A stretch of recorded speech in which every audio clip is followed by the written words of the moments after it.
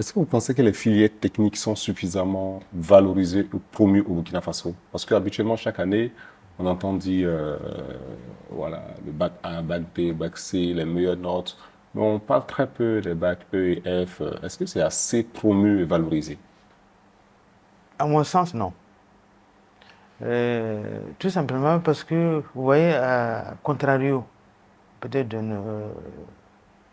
de ceux que j'ai côtoyés en France, depuis tout petit, ils sont dans un environnement technique et technologique qui favorise, disons, leur aspiration à se lancer dans une carrière technique. Alors que nous, non. C'est à partir du lycée qu'on nous initie vraiment aux techniques, à la technologie, ce qui fait que beaucoup d'entre nous, à partir de l'école primaire, n'aiment pas trop s'orienter vers la technique.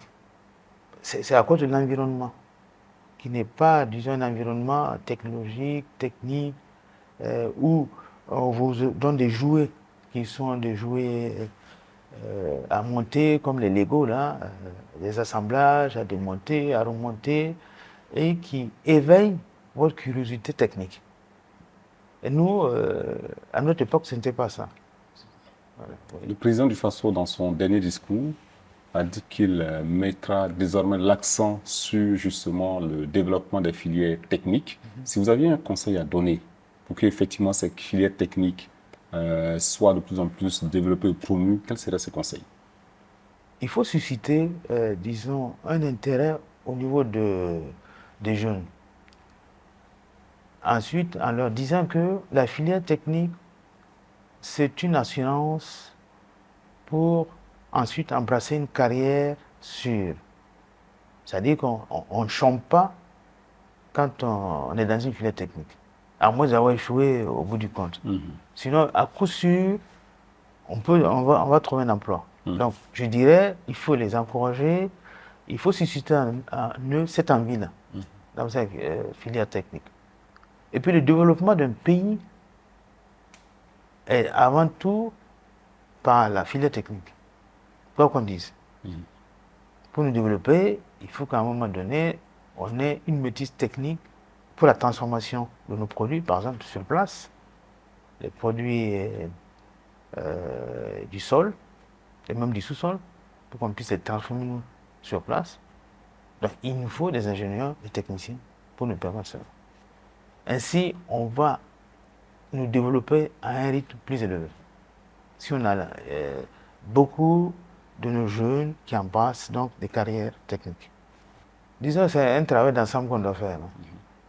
Au niveau de l'ensemble des parents d'élèves. Parce que beaucoup disent, quand tu embrasses une filière commerciale ou, je ne sais pas moi, financière, très rapidement, au sortir de 2 années d'études, après le bac, 3 années de bac, tu pourras trouver un emploi dans une banque ou une société d'assurance, etc. Et tu vas gagner beaucoup d'argent. Voilà. Point final.